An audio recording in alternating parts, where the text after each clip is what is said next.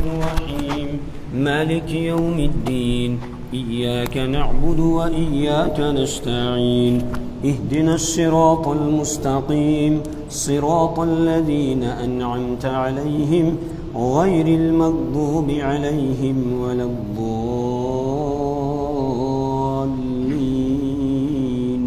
آمين صدق الله العظيم۔ سورۃ الفاتحہ ہم پڑھ رہے ہیں، اس کی چوتھی آیت تک ہم پہنچے تھے۔ شروع سے مضمون یہ ہے الحمدللہ رب العالمین، تمام تعریفیں اللہ کے لیے ہے جو سارے جہانوں کا پالنے والا ہے۔ الرحمن الرحیم، جو بڑا مہربان نہایت رحم کرنے والا ہے۔ مالک یوم الدین، بدلے کے دن کا مالک ہے۔ ایاک نعبد و ایاک نستعین، ہم تیری ہی عبادت کرتے ہیں اور تجھ ہی سے مدد مانگتے ہیں۔ گویا جب آدمی کے دل کے اندر اللہ تبارک و تعالیٰ کی محبت نے جوش مارا تو اب اللہ سے ایک عہد کر رہا ہے، وعدہ کر رہا ہے، ایاک نعبد، کہ اے اللہ ہم تیری ہی عبادت کرتے ہیں، و ایاک نستعین، اور تجھ ہی سے مدد مانگتے ہیں، یعنی معبود بھی تو ہی ہے ہمارا، اور مستعان جس سے مدد مانگی جائے وہ بھی تو ہی ہے۔ تیرے علاوہ نہ کوئی ہمارا معبود ہے اور نہ ہمارا کوئی معین اور مددگار ہے، تو ہی مدد کرنے والا ہے۔ اس بات کا گویا بندہ اقرار کرتا ہے اور اللہ سے عہد کرتا ہے۔ کیوں؟ اس لیے کہ معبود اللہ کے علاوہ کوئی اور ہو ہی نہیں سکتا۔ معبود ہونے کے لیے دو صفتوں کا ہونا ضروری ہے۔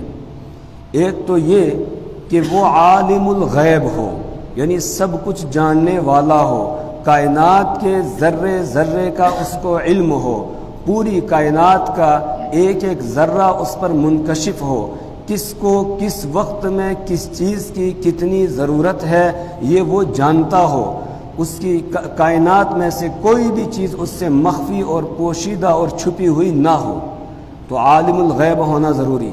دوسرے نمبر پر یہ کہ اس کو سارے اختیارات حاصل ہوں، وہ مختار ہو، وہ متصرف ہو، اقتدار اعلیٰ اس کو حاصل ہو، سارے اختیارات اس کو حاصل ہو، کسی جگہ پر بھی کوئی اس کو روک ٹوک کرنے والا نہ ہو، کوئی کام وہ کرنا چاہے تو اس سے وہ عاجز نہ آئے۔ اور یہ دونوں صفتیں صرف اللہ کی ہے، اللہ کے علاوہ کسی اور کے اندر یہ صفتیں نہیں پائی جاتی ہے، صرف اللہ کے اندر پائی جاتی ہیں۔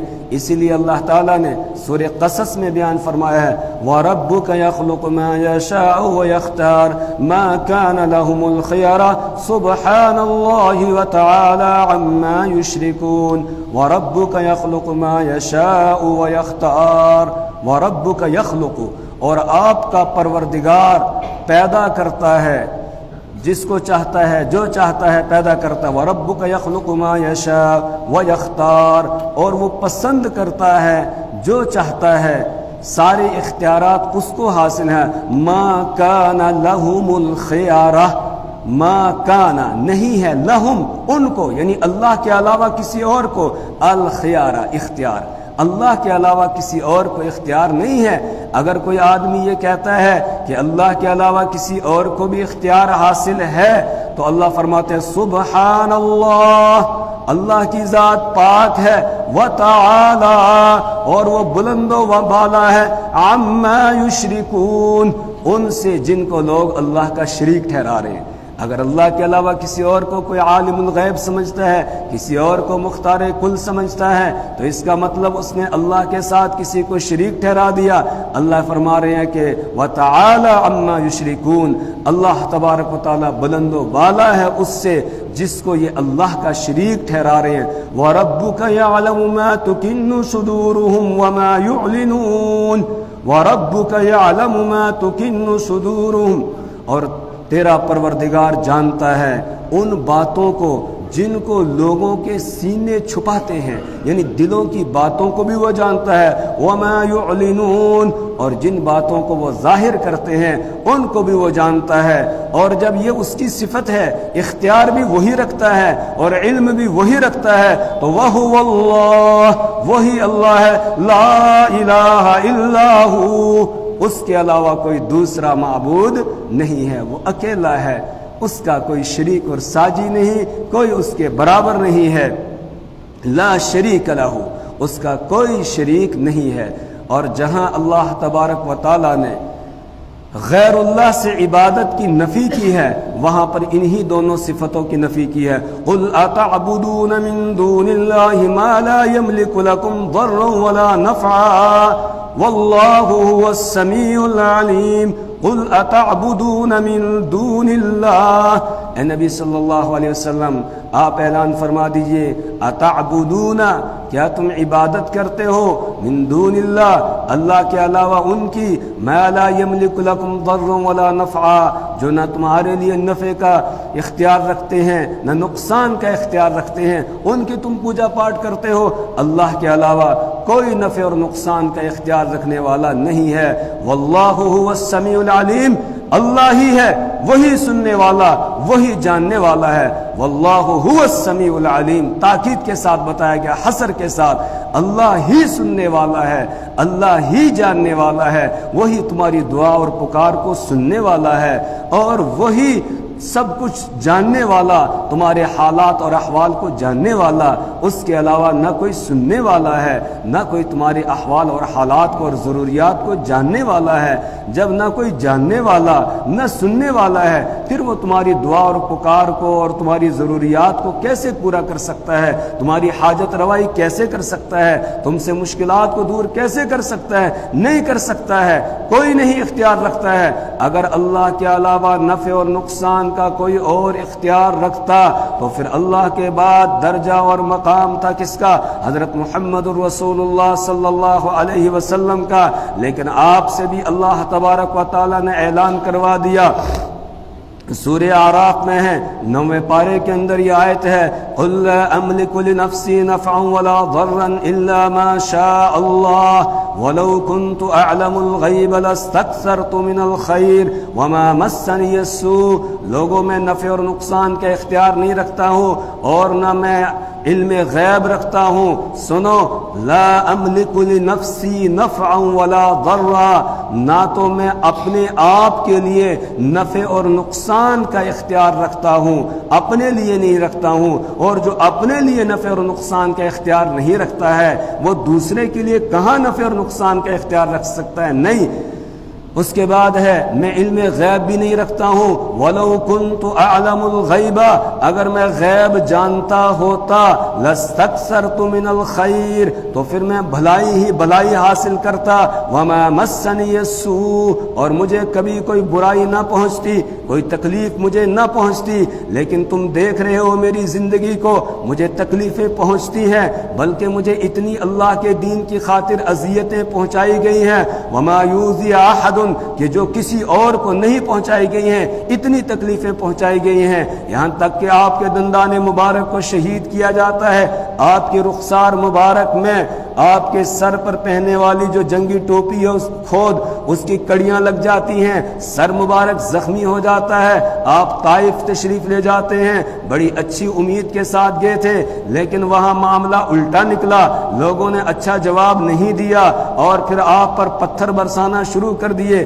آپ فرماتے ہیں وَلَوْ كُنْتُ أَعْلَمُ الْغَيْبَ، اگر میں غیب جانتا ہوتا، لَاسْتَكْثَرْتُ مِنَ الْخَيْرِ، تو پھر میں بھلائی ہی بھلائی حاصل کرتا، وَمَا مَسَّنِيَ السُّوءُ، اور مجھے کوئی تکلیف، کوئی پریشانی، کوئی برائی کبھی پہنچتی ہی نہیں۔ آپ سے بھی نفی کروا دی، اور جب آپ بھی نفع اور نقصان کا اختیار نہیں رکھتے ہیں پھر کوئی اور رکھ سکتا ہے؟ اور کوئی ہے؟ کوئی اور اللہ کا ولی، کوئی بزرگ کوئی رکھتا ہے؟ نہیں رکھتا ہے۔ پھر کیا ہو گیا ان لوگوں کو جو یوں پکارتے ہیں یا شیخ عبد القادر جیلانی شیئا للہ، یہ کہتے ہیں کہ اللہ کے واسطے کچھ دے دو، اللہ کے علاوہ دوسروں سے مانگ رہے ہیں، اور کہیں دستگیر کہتے ہیں، کہیں کچھ جو ہے نام رکھے ہوئے ہیں۔ کوئی کسی مزار پر جاتا ہے، جا کر کہتا ہے یا بابا شاہ کمال پتر دئی رتا لال، کوئی کہتا ہے یا معین الدین چشتی پار لگا دے میری کشتی. اس طرح کے لوگوں نے جو ہے یہ دہائی کے الفاظ اور جملے بنائے ہوئے ہیں اور اس طریقے سے کہتے ہیں. یہ سب شرک ہے. اس میں ہم اس آیت کے اندر اس کی نفی کی جا رہی ہے. اللہ ہم تیری ہی عبادت کرتے ہیں اور تجھ ہی سے مدد مانگتے ہیں, کسی اور سے مدد نہیں مانگتے ہیں. یہاں تک کہ جو چیز شرک کی طرف لے جانے والی تھی, جو راہیں تھی شرک کی طرف لے جانے والی, ان پر بھی پابندی لگا دی گئی. اب تصویر ہے تو تصویر کی بھی لوگ پوجا کرتے ہیں, اس لیے تصویر کھچانا منع کر دیا گیا. ضرورت کے تحت فوٹو اٹھایا جا سکتا ہے, اس کے بغیر درست نہیں ہے. اسی طریقے سے قبر سامنے ہو تو وہاں پر نماز پڑھنے سے منع کر دیا گیا. کیوں؟ اس لیے کہ دیکھنے والا سمجھے گا شاید قبر کو سجدہ کر رہا ہے. اور پہلے ابتدائی اسلام کے اندر, اسلام کے ابتدائی دور کے اندر رسول پاک صلی اللہ علیہ وسلم نے قبروں کی زیارت کرنے سے بھی منع کر دیا کہ قبروں کی زیارت پر نہیں جا سکتے ہو, قبرستان نہیں جا سکتے ہو, منع کر دیا اس سے, تاکہ شرک کی برائی لوگوں کے ذہن و دماغ کے اندر بیٹھ جائے. پھر جب ان کے ذہن و دماغ کے اندر اس کی برائی بیٹھ گئی تو پھر آپ صلی اللہ علیہ وسلم نے اجازت دے دی. آپ نے فرمایا نہیتکم عن زیارت القبور, میں نے تم کو قبروں کی زیارت کرنے سے منع کیا تھا, فزوروها, لہذا اب تم زیارت کر سکتے ہو, جا سکتے ہو. اسی طریقے سے رسول پاک صلی اللہ علیہ وسلم نے آخری وقت میں, جس وقت آپ دنیا سے تشریف لے جا رہے تھے, صحیح سے آپ کی آواز نہیں نکل رہی تھی, آپ ہونٹ ہلا رہے تھے. حضرت عائشہ رضی اللہ تعالی عنہا نے کان لگایا تو آپ صلی اللہ علیہ وسلم فرما رہے تھے لعن اللہ الیہود والنصارى اتخذوا قبور انبیائہم مساجدا, اللہ کی لعنت ہو یہودیوں پر اور عیسائیوں پر کہ انہوں نے اپنے نبیوں کی قبروں کو سجدہ گاہ بنا لیا. آپ اللہ سے دعا کر رہے ہیں اللہم لا تجعل قبری عیدا, اے اللہ میری قبر کو عرس گاہ نہ بنانا. اللہم لا تجعل قبری وثنا یعبد, اے اللہ میری قبر کو ایسا بت خانہ نہ بنانا جس کی پوجا پاٹ کی جائے, جہاں سجدہ کیا جائے. آپ کی دعا کی برکت ہے کہ آج تک نہ وہاں عرس ہوتا ہے اور نہ وہاں کوئی سجدہ کرتا ہے. اگر سجدہ کرتا ہے تو صرف کس کو کرتا ہے؟ اللہ کو کرتا ہے, اللہ کے علاوہ کسی اور کو نہیں کرتا ہے. جب صحابہ کرام رضوان اللہ تعالی علیہم اجمعین نے آ کر عرض کیا یا رسول اللہ صلی اللہ علیہ وسلم, ہم فلانے علاقے کے اندر گئے تھے, ہم نے وہاں پر دیکھا کہ لوگ جب بادشاہ کے دربار میں آتے ہیں, آتے ہی تعظیماً اس کو سجدہ کرتے ہیں. تو ہمارے ذہن کے اندر یہ بات آئی کہ ہم جب آپ کی مجلس میں آیا کریں تو پہلے آپ کو تعظیماً سجدہ کیا کریں, پھر بیٹھا کریں. رسول پاک صلی اللہ علیہ وسلم نے فرمایا کہ نہیں, کیا تم میری قبر کے پاس سے جب گزرو گے تو وہاں اس وقت سجدہ کرو گے؟ انہوں نے کہا کہ نہیں, اس لیے کہ یہ بات سمجھا دی گئی تھی کہ کسی قبر کو سجدہ کرنا جائز نہیں ہے. صحابہ نے انکار کیا. آپ نے فرمایا جس طریقے سے میری قبر کو سجدہ جائز نہیں ہے, اسی طریقے سے زندگی میں بھی مجھے سجدہ جائز نہیں ہے. سجدہ صرف اللہ کے لیے ہے, اللہ کے علاوہ کسی اور کے لیے نہیں ہے. اگر میری شریعت میں اللہ کے علاوہ کسی اور کو تعظیماً بھی سجدہ جائز ہوتا تو لَأَمَرْتُ النِّسَاءَ أَن يَسْجُدْنَ لِأَزْوَاجِهِنَّ, تو میں عورتوں کو حکم دیتا کہ وہ اپنے شوہروں کو سجدہ کرے تعظیماً.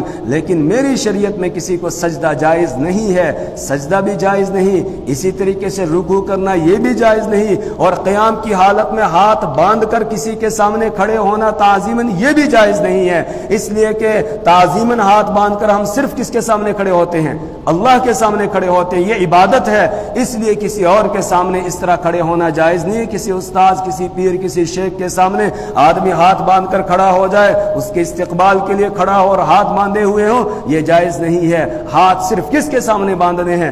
اللہ کے سامنے. رکوع صرف اللہ کو کرنا ہے. بہت سارے لوگ سلام کرتے ہیں ایسے جھک کر سلام کرتے ہیں, یہ جھک کر بھی سلام کرنا درست نہیں ہے. اس کا مطلب ہم سامنے والے کے سامنے جھک رہے ہیں, نہیں, سیدھے رہ کر سلام کرنا ہے. اس طرح جھک کر سلام کرنا یہ بھی درست نہیں ہے, صحیح نہیں ہے. ہاں کوئی آدمی بیٹھا ہوا ہے, اس سے ہم نے مصافحہ کرنا ہے, اس کے لیے پھر ہمیں نیچے ہونا پڑ رہا ہے, تو اس میں کوئی حرج نہیں ہے. لیکن سامنے والا بھی کھڑا ہے اور میں ادھر سے سلام کروں اور ایسے جھک جاؤں, اس کی اجازت نہیں ہے. جھکنا صرف کس کے سامنے؟ اللہ کے سامنے. ایاک نعبد, ہم تیری ہی عبادت کرتے ہیں, و ایاک نستعین, اور تجھ ہی سے ہم مدد مانگتے ہیں. مدد اسی سے مانگی جا سکتی ہے جس میں دو صفتیں ہوں. ایک یہ کہ وہ عالم الغیب ہو، اور دوسرے نمبر پر یہ کہ وہ سارے اختیارات رکھتا ہو، اور یہ دونوں صفتیں صرف اللہ کی ہے، اللہ کے علاوہ کسی اور کی نہیں ہے۔ جگہ جگہ قرآن پاک میں اللہ نے فرمایا قل لا يعلم من في السماوات والارض الغیب الا اللہ، قل لا يعلم من في السماوات، قل آپ اعلان فرما دیجئے لا يعلم من في السماوات والارض الغیب، آسمان و زمین میں کوئی بھی نہیں جانتا ہے غیب کی باتوں کو الا اللہ، سوائے اللہ کے۔ ہاں اللہ جس کو چاہتا ہے اس کو غیب کی بات بتا دیتا ہے، لیکن اس کو علم غیب نہیں کہیں گے، اس کو اخبار غیب کہا جاتا ہے۔ قرآن پاک میں اللہ تبارک و تعالی نے حضرت یوسف علیہ السلام کا قصہ سنایا، اس کے آخر میں کہا ذالک من انباء الغیب نوحیہ الیک، یہ غیب کی خبروں میں سے قصہ تھا جو ہم نے آپ کو سنایا ہے، آپ کی طرف ہم نے وحی کی ہے۔ حضرت نوح علیہ السلام کا قصہ سنایا، اس کے آخر میں بھی فرمایا تلک من انباء الغیب نوحیہ الیک، کہ یہ غیب کی خبروں میں سے ہے کہ جو ہم نے آپ کی طرف وحی کی ہے۔ حضرت مریم کا ذکر کیا، اس کے آخر میں بھی فرمایا کہ یہ غیب کی خبروں میں سے ہے جو ہم نے آپ کو بتایا ہے۔ ورنہ وما كنت لديهم اذ يلقون اقلامهم ايهم يكفل مریم، آپ تو اس وقت وہاں موجود نہیں تھے جس وقت وہ قرآن اندازی کر رہے تھے، قلم ڈال رہے تھے پانی میں کہ کون بی بی مریم کی پرورش کرے گا، آپ وہاں موجود نہیں تھے، لیکن میں موجود تھا، اس لیے میں نے آپ کو یہ قصہ سنایا ہے۔ یہ غیب کی خبریں ہیں، ان کو اخبار علی الغیب تو کہا جاتا ہے، علم غیب نہیں کہا جاتا ہے۔ علم غیب صرف اللہ کا خاصہ ہے، ہر چیز کا علم صرف اللہ کو ہے، ہر وقت علم صرف اللہ کو ہے۔ کائنات کا کوئی ذرہ اس سے پوشیدہ نہیں ہے، بلکہ ذرہ ذرہ اس پر منکشف ہے۔ ایاک نعبد و ایاک نستعین، جب وعدہ ہو گیا، عہد کر لیا اللہ سے، اللہ معبود بھی تو ہی ہے، مستعان معین اور مددگار بھی تو ہی ہے، اب تجھ سے ہم مانگتے ہیں، اب سوال کرتے ہیں۔ اور سوال کیا کیا؟ اہدنا الصراط المستقیم، اہدی دکھا نہ ہمیں الصراط المستقیم سیدھا راستہ، یا اہدی چلا نہ ہمیں الصراط المستقیم سیدھے راستے پر، ہمیں سیدھے راستے پر چلا، یہ مانگا اللہ تبارک و تعالیٰ سے، یعنی صراط مستقیم ہدایت اللہ سے مانگی، اس لیے کہ سب سے بڑی دولت اور سب سے بڑی نعمت یہ صراط مستقیم ہے۔ سب سے بڑی نعمت، سب سے بڑی دولت صراط مستقیم ہے، جس کو یہ مل جائے بس وہ خوش قسمت ہے۔ اللہ کے رسول صلی اللہ علیہ وسلم پر اللہ نے جو احسانات کیے، ان احسانات کو بیان کرتے ہوئے خاص طور سے صراط مستقیم کا تذکرہ کیا۔ یاسین والقرآن الحکیم انک لمن المرسلین علی صراط مستقیم، یاسین والقرآن الحکیم، قسم ہے قرآن حکیم کی، انک لمن المرسلین، بے شک آپ پیغمبروں میں سے ہیں۔ یہ اللہ نے احسان اور انعام کیا کہ آپ کو پیغمبروں میں سے بنایا، علی صراط مستقیم، اور آپ صراط مستقیم پر ہے، یہ اللہ نے آپ پر انعام کیا ہے۔ حضرت ابراہیم علیہ السلام کا تذکرہ کیا، وہاں پر بھی ان کے بارے میں فرمایا وَهَدَيْنَاهُ الصِّرَاطَ الْمُسْتَقِيمَ، کہ ہم نے ان کو صراط مستقیم کی رہنمائی کی، سیدھا راستہ ان کو دکھایا۔ یہ الصراط المستقیم کیا چیز ہے؟ در حقیقت پیچھے جو ہم نے وعدہ کیا اللہ سے، ہم اللہ تیری ہی عبادت کرتے ہیں، تجھ ہی سے مدد مانگتے ہیں، یہی صراط مستقیم ہے۔ اب اللہ سے مانگ رہے ہیں اللہ ہمیں یہ عبادت کے اوپر قائم رکھنا، اس کے اوپر ہمیں استقامت عطا فرما، اسی پر قائم رکھنا کہ ہم تیری ہی عبادت کرتے رہیں اور تجھ ہی سے مدد مانگیں، کہیں راہ راست سے ہم بھٹک نہ جائیں۔ اس لیے آدمی مانگتا ہے، اور نماز کی ہر رکعت کے اندر مانگتا ہے، اور پہلے دن سے مانگنا شروع کرتا ہے، اور آخری نماز جو مرنے سے پہلے پڑھتا ہے اس میں بھی مانگتا ہے۔ کیوں؟ اس لیے کہ ہدایت پر استقامت کا ہونا یہ بہت بڑی نعمت ہے۔ اس میں تھوڑا سا بھی فرق آ گیا تو آدمی راستہ بھٹک گیا اور سیدھا جہنم میں چلا جاتا ہے۔ اس لیے اس قیمتی جوہر کو آدمی بار بار اللہ سے مانگتا ہے، اہدنا الصراط المستقیم، اے اللہ ہمیں سیدھا راستہ دکھا دے۔ اور سیدھا راستہ کیا؟ یہ کہ صرف اللہ کی عبادت کی جائے، بندگی کی جائے، اسی کا نام کیا ہے؟ صراط مستقیم ہے۔ حضرت عیسیٰ علیہ السلام کی تقریر قرآن پاک کے اندر 3 جگہ نقل کی گئی، جس میں وہ اللہ کا تعارف کرتے ہوئے لوگوں سے کہتے ہیں ان اللہ ربی و ربکم فاعبدوہ ھذا صراط مستقیم، ان اللہ ربی و ربکم، بے شک اللہ ہی میرا بھی رب ہے اور تمہارا بھی رب ہے، فاعبدوہ، لہذا تم اسی کی عبادت کرو، ھذا صراط مستقیم، یہی صراط مستقیم ہے۔ یعنی صرف اللہ کی عبادت بندگی کی جائے، اسی کا نام کیا ہے؟ صراط مستقیم ہے۔ سورہ یاسین میں ہے علم اعہد الیکم یا بنی آدم الا تعبدوا الشیطان انہ لکم عدو مبین وان اعبدونی ھذا صراط مستقیم۔ علم اعہد الیکم یا بنی آدم، قیامت کے دن جب اللہ کے دربار میں لوگ آئیں گے اس وقت یہ اعلان ہوگا وامتازوا اليوم ایھا المجرمون، اے مجرموں آج الگ ہو جاؤ۔ دنیا میں سارے اکٹھے چلتے تھے، فرما بردار اور نافرمان سارے ایک ساتھ رہ رہے تھے، ایک ساتھ چل رہے تھے۔ آج یہاں میدان محشر میں الگ ہو جاؤ، مجرم الگ ہو جائیں اور جو مطیع اور فرما بردار تھے وہ الگ ہو جائیں۔ اس کے بعد اللہ تعالیٰ خطاب کر کے مجرموں سے کہیں گے الم اعہد الیکم یا بنی آدم، اے آدم کی اولاد، کیا میں نے تم سے عہد نہیں لیا تھا دنیا کے اندر؟ الم اعہد الیکم یا بنی آدم اللہ تعبدوا الشیطان، کہ تم شیطان کی پوجا نہ کرنا، اس کی عبادت نہ کرنا۔ اللہ کو چھوڑ کر جو بھی غیر اللہ کی پوجا کر رہا ہے، غیر اللہ کی عبادت کرتا ہے، غیر اللہ کو سجدہ کرتا ہے، وہ در حقیقت شیطان کو مان رہا ہے، وہ شیطان کی پوجا کر رہا ہے۔ وہ سمجھ رہا ہے کہ میں اس درگاہ والے کو سجدہ کر رہا ہوں، نہیں، درگاہ والے کو نہیں سجدہ کر رہا ہے، بلکہ وہ کس کو کر رہا ہے؟ شیطان کو۔ اس لیے کہ اس راستے پر کس نے اس کو لگایا ہے؟ شیطان نے لگایا ہے۔ وہ سوچ رہا ہے میں فرشتوں کو سجدہ کر رہا ہوں، نہیں، فرشتوں کو نہیں سجدہ کر رہا ہے، بلکہ وہ شیطان کو کر رہا ہے، اس لیے کہ شیطان نے اس کو اس کام پر لگایا ہے۔ اس لیے اللہ فرمائیں گے کہ میں نے تم سے یہ عہد لیا تھا لا تعبدوا الشیطان، کہ شیطان کی پوجا نہ کرنا، انہ لکم عدو مبین، بے شک وہ تمہارا کھلا ہوا دشمن ہے، وان اعبدونی، اور میں نے یہ کہا تھا اعبدونی، کہ میری عبادت کرو، میری بندگی کرنا، ھذا صراط مستقیم، یہی صراط مستقیم ہے، یہی سیدھا راستہ ہے کہ صرف اللہ کی عبادت کی جائے۔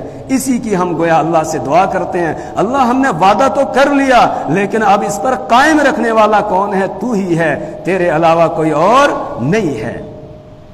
اسی طرح راہ حق جو ہے اس کو بھی صراط مستقیم، یعنی پورا دین، پوری شریعت، اس کو بھی صراط مستقیم سے تعبیر کیا گیا ہے قرآن پاک میں۔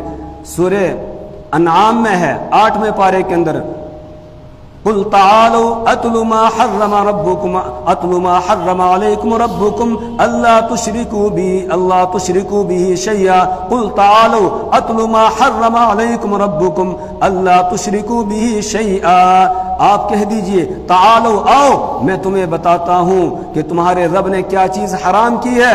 اس نے یہ کہا ہے لا تشرکوا به شیئا، اس کے ساتھ کسی کو شریک نہ ٹھہراؤ، وبالوالدین احسانا، اور اس نے حکم دیا ہے کہ والدین کے ساتھ اچھا سلوک کرو، ولا تقتلوا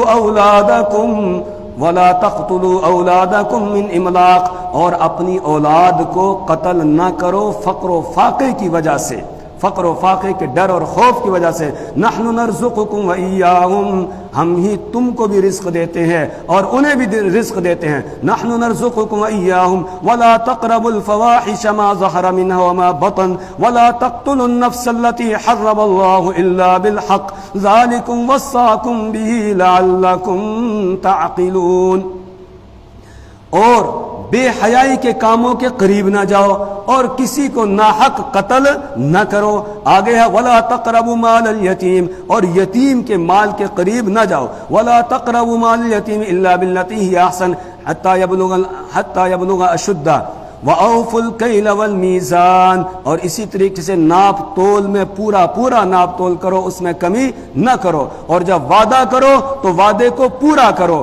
یہ احکامات دیے، اس کے بعد فرمایا إِنَّ هَذَا صِرَاطِي مُسْتَقِيمًا فَاتَّبِعُوهُ، إِنَّ هَذَا صِرَاطِي، کہ بے شک یہی میرا راستہ ہے، مستقیماً سیدھا، ان ھذا صراطی مستقیماً فاتبعوہ، لہذا تم اس کی پیروی کرو۔ تو پورے دین پر چلنا یہ کیا ہے؟ صراط مستقیم ہے۔ گویا ہم اللہ سے یہ دعا کرتے ہیں، اے پروردگار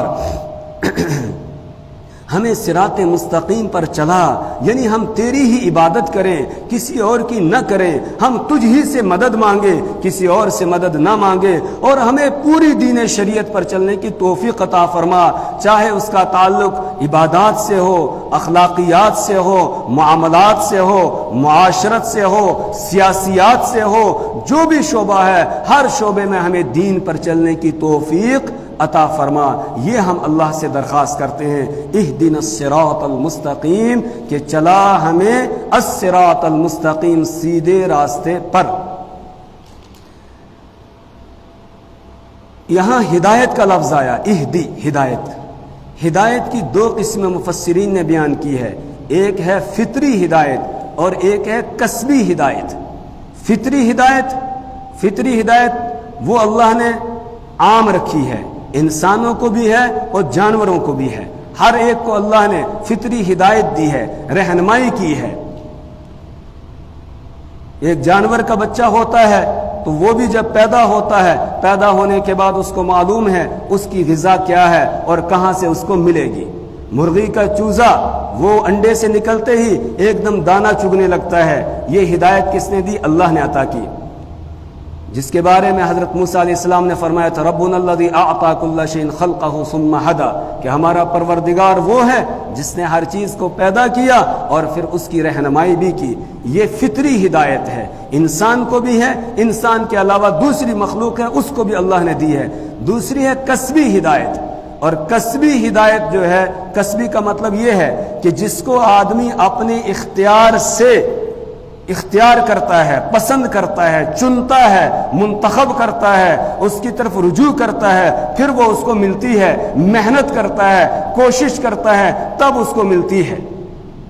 پھر اس کسبی ہدایت کے 4 درجے مفسرین نے لکھے ہیں۔ ایک درجہ ہے انابت کا، جو سب سے پہلا درجہ ہے کہ ہدایت اسی کو ملتی ہے جو اللہ کی طرف آنا چاہے، جو راہ راست کو اختیار کرنا چاہے گا اس کو اللہ تعالیٰ ہدایت دیتا ہے۔ وَيَهْدِي إِلَيْهِ مَن يُنِيبُ، اللہ اسی کو ہدایت دیتا ہے جو اس کی طرف رجوع کرتا ہے۔ وَيَهْدِي إِلَيْهِ مَن أَنَابَ، اللہ اس کو ہدایت دیتا ہے جو اللہ کی طرف رجوع کرتا ہے، آنا چاہتا ہے اس کو ملتی ہے، اور جو آنا نہ چاہے اس پر چاہے کتنی کوشش اور محنت کر لی جائے اس کو ہدایت نہیں ملتی ہے۔ رسول پاک صلی اللہ علیہ وسلم کا سگا چچا ہے ابو طالب، جس نے رسول پاک صلی اللہ علیہ وسلم کا ساتھ دیا، ہر موقع پر ساتھ دیا، آپ کی حفاظت کی، یہاں تک کہ جب بنو ہاشم کے ساتھ بائیکاٹ کیا گیا اس میں یہ بھی شعب ابی طالب کے اندر قید ہوا، اور وہاں قید کی صعوبت اور مشقت اور پریشانی والی زندگی بسر کی، ساری مشقتیں اور پریشانیاں برداشت کی، لیکن آخری وقت تک بھی ہدایت نہیں ملتی ہے۔ جب رسول پاک صلی اللہ علیہ وسلم نے آخری وقت میں آ کر کہا کہ چچا حضور ایک مرتبہ آپ کلمہ پڑھ لیجئے، آپ کلمہ پڑھ لیجئے، آگے کا مسئلہ میں جان لوں، میں اللہ سے حل کروا لوں گا، اللہ سے دعا کروں گا، لیکن ایک مرتبہ آپ کلمہ پڑھ لیجئے۔ لیکن پھر بھی نہیں پڑھا، نہیں تیار ہوئے، بلکہ لکھا تیار ہوئے لیکن ساتھ میں دوسرے کچھ مکہ کے سردار بیٹھے تھے، تو انہوں نے جب ٹوکا تو فوراً ہٹ گئے، اصل میں دل سے ارادہ کیا ہی نہیں تھا، اگر دل سے ارادہ کیا ہوتا تو اللہ ضرور ہدایت دے دیتا۔ حضرت فاروق اعظم رضی اللہ تعالیٰ عنہ کو دیکھو، دل میں ایک طلب تھی، ایک تلاش تھی، ایک جستجو تھی کہ مجھے پتہ چل جائے حق کیا ہے باطل کیا ہے، یہ تلاش تھی، اور یہ ایک دن پہلے سے ہی ان کو یہ تلاش لگی ہوئی تھی۔ خود بیان کرتے ہیں کہ ہم رسول پاک صلی اللہ علیہ وسلم کا قرآن سننے کے لیے رات کو آتے تھے، جب آپ نماز میں تہجد میں قرآن پڑھتے تھے تو مشرکین بھی آ کر سنا کرتے تھے، مشرکین کو بھی قرآن کھینچتا تھا، لیکن مجھے اور آپ کو نہیں کھینچتا ہے۔ مشرکین کو کھینچتا تھا، مجھے اور آپ کو نہیں کھینچتا ہے۔ آپ بتائیں کتنے لوگوں نے نماز پڑھی؟ کتنے لوگوں نے نماز پڑھی لیکن قرآن کے لیے کتنے رہے؟ باقی سب چلے گئے، کیا کر لیں گے؟ باہر جا کر گپ شپ لگائیں گے، ادھر ادھر کریں گے۔ سب کو تو کام نہیں ہے، ٹھیک ہے جن کو کوئی ضروری کام ہو وہ جائیں، سب کو تو کام نہیں ہے لیکن چلے جاتے ہیں، اس لیے کہ قرآن کے ساتھ کوئی تعلق ہی نہیں ہے۔ مشرکین کو قرآن کھینچتا تھا، وہ آ کر رات کو سنا کرتے تھے، کہتے ہیں کہ میں رات کو آیا سن رہا تھا، سورہ حاقہ کی تلاوت رسول پاک صلی اللہ علیہ وسلم فرما رہے تھے، جب پڑھتے پڑھتے آپ نے ایک رکوع مکمل کیا تو اتنا لطف اور مزہ آ رہا تھا، ایک دم میرے دل کے اندر یہ خیال آیا، ما اشعر ھذا الرجل، یہ آدمی کتنا بڑا شاعر ہے۔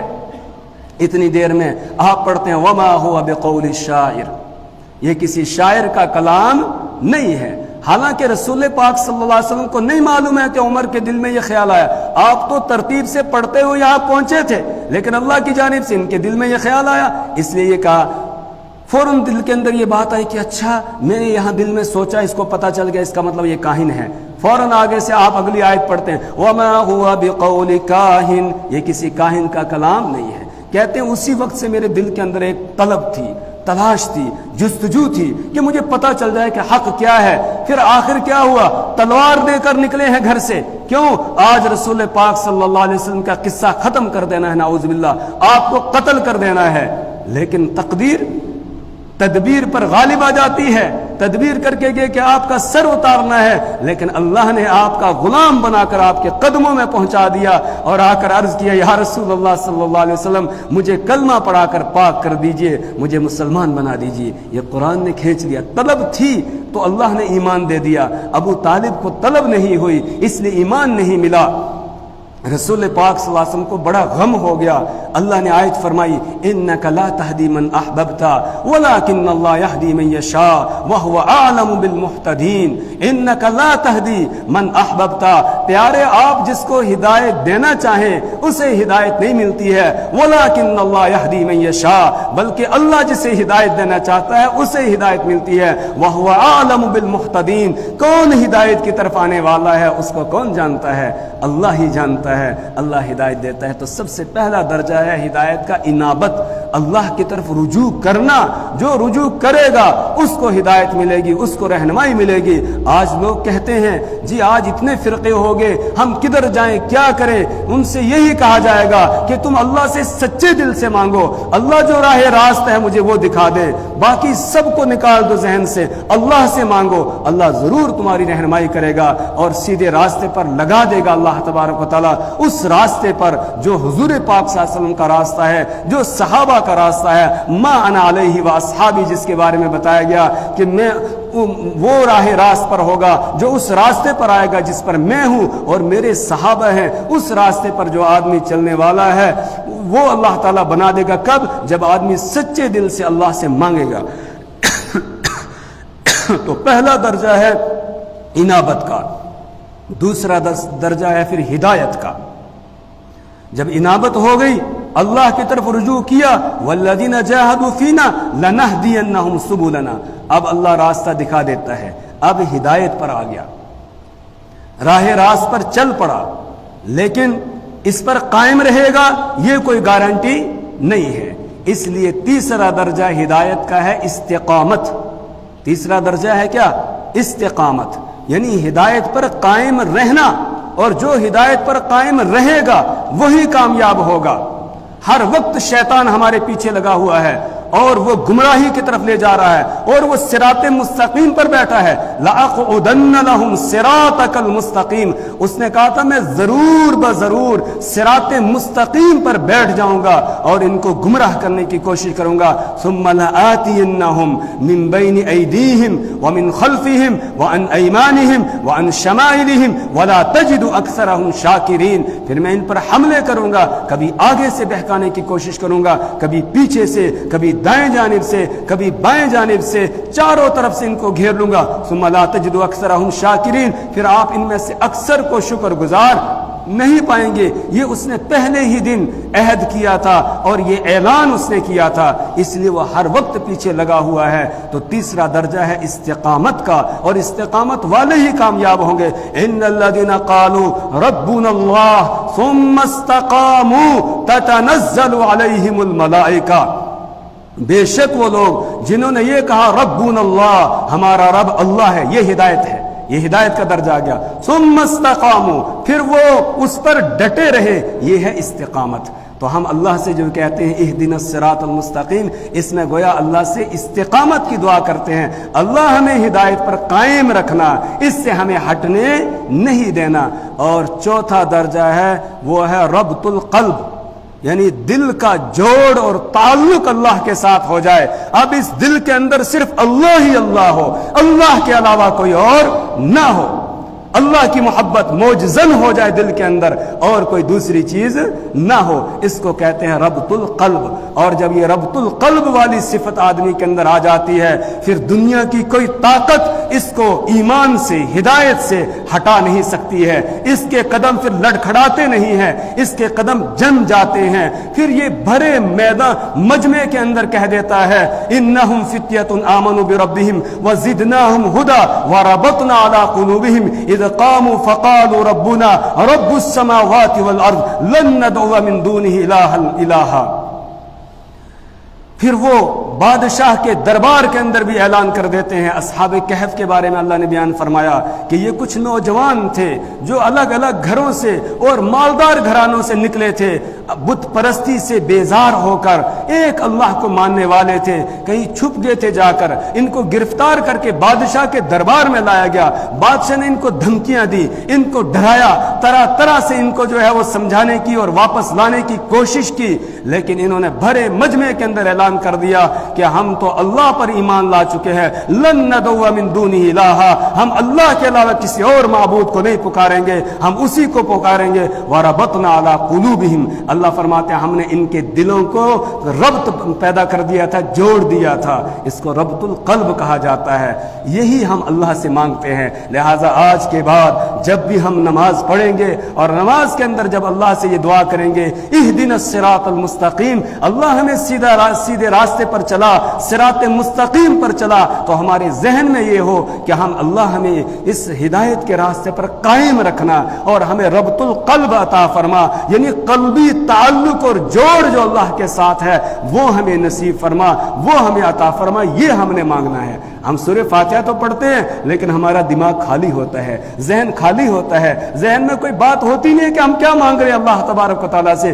آج کے بعد جب بھی ہم نماز پڑھیں گے یہ مانگیں گے اللہ سے اہدنا الصراط المستقیم، استقامت عطا فرما اور ربط القلب عطا فرما، یعنی دل کا تعلق اور جوڑ جو اللہ کے ساتھ ہے وہ ہمیں نصیب فرما۔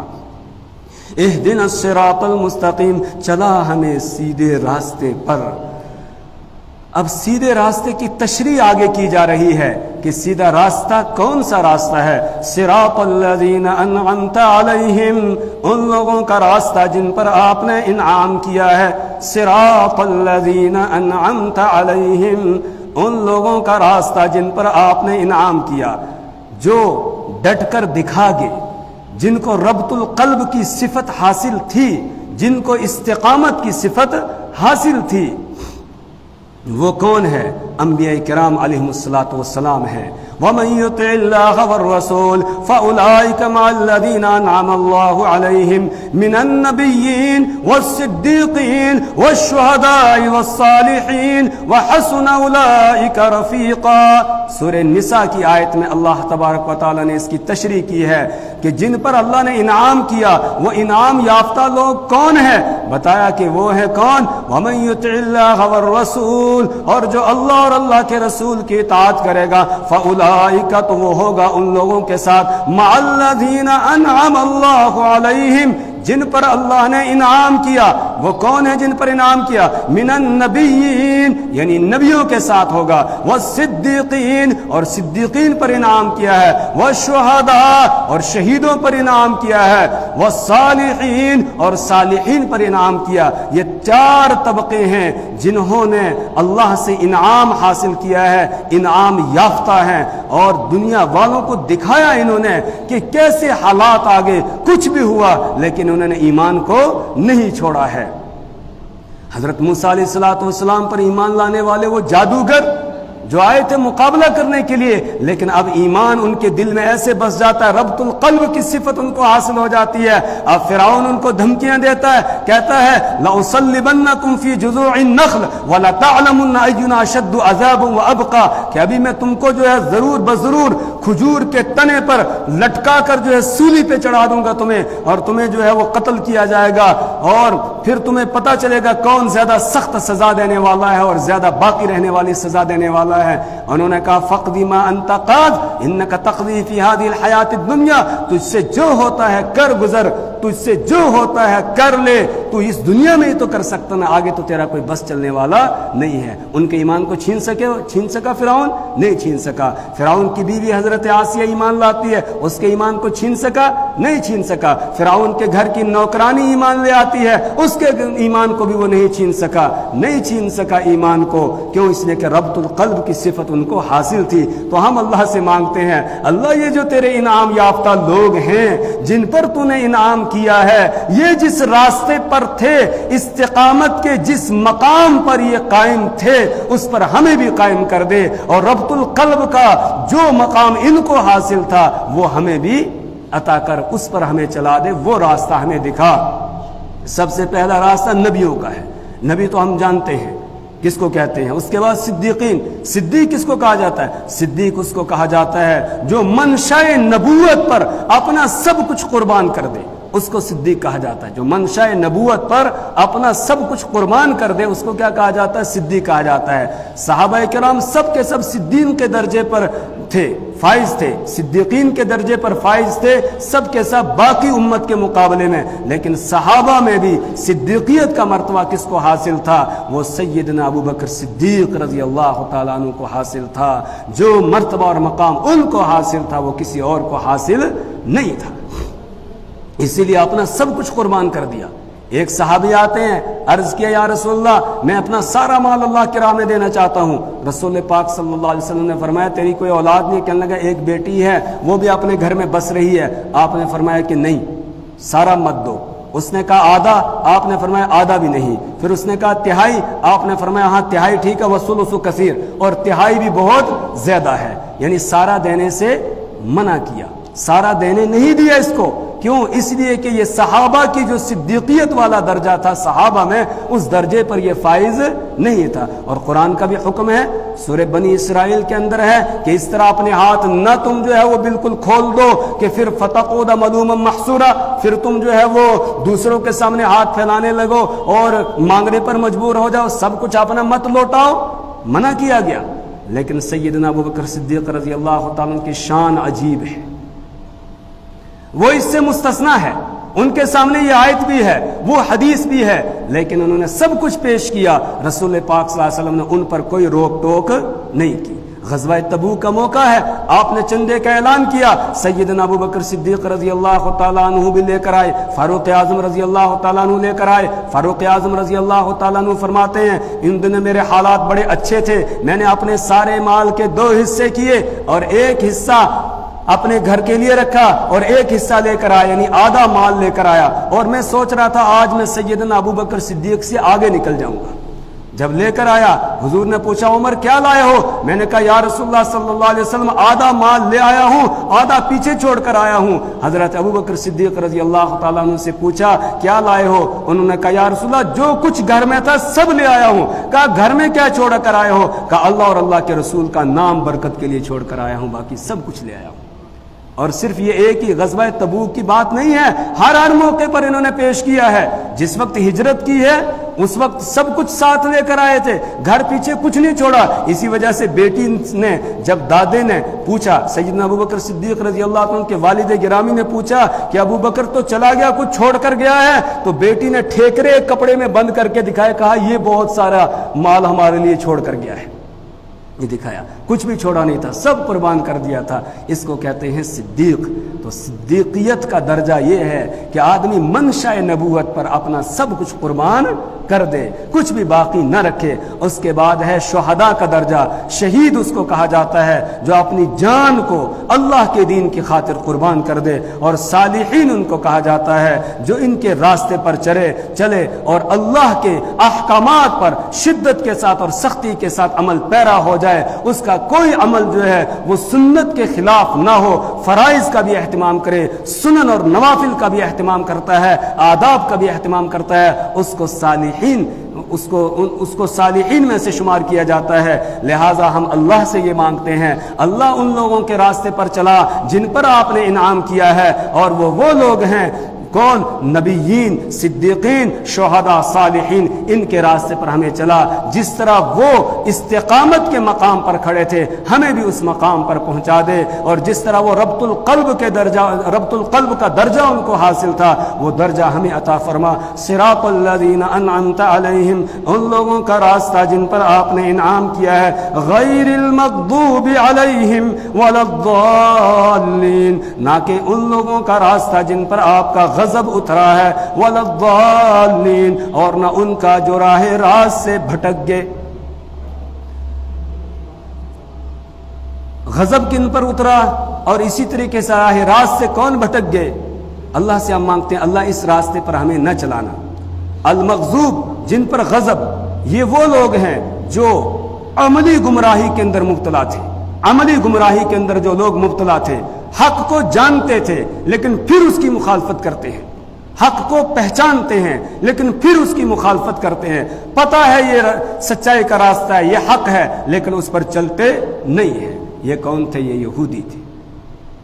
یہ مثال ہے ایک یہودی کی، ورنہ تو قیامت تک اس طرح کے لوگ پیدا ہوتے رہیں گے جو حق کو سمجھتے ہیں، جانتے ہیں، لیکن پھر بھی نہیں مانتے، سمجھتے ہیں یہ سیدھا راستہ ہے، لیکن کچھ مفادات ہوتے ہیں، اغراض ہوتے ہیں، ان مقاصد، اغراض اور مفادات کی خاطر وہ حق سے پیچھے ہٹتے ہیں، حق کی طرف آتے نہیں ہیں۔ ان پر اللہ کا غضب اترتا ہے۔ اور ضالین سے مراد وہ ہیں کہ جو فکری گمراہی کے اندر مبتلا ہوں، یعنی جن کا نظریہ اور عقیدہ ہی غلط ہو گیا ہے، عقیدہ خراب ہو گیا ہے ان کا۔ اس کی ایک مثال ہے کون؟ عیسائی۔ مغضوب علیہم، اس کی مثال یہودی ہیں، اللہ نے ان پر اپنا غضب اتارا۔ کیسے غضب اتارا؟ انہوں نے جب اللہ کی نافرمانی کی تو وجعل منہم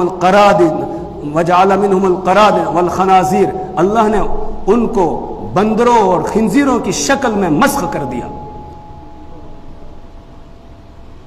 کونوا قردۃ خاسین، یہ کہا گیا ان سے کہ تم ذلیل کیے ہوئے بندر بن جاؤ، مسخ ہو گئے وہ، ایسے اللہ کا غضب ان کے اوپر اترا۔ اور ضالین سے مراد عیسائی ہیں، انہوں نے نافرمانی کی۔ کس طریقے سے نافرمانی کی؟ راہ راست سے بھٹک گئے۔ اللہ نے ان کو دو چیزیں عطا کی تھی، رأفۃ و رحمہ۔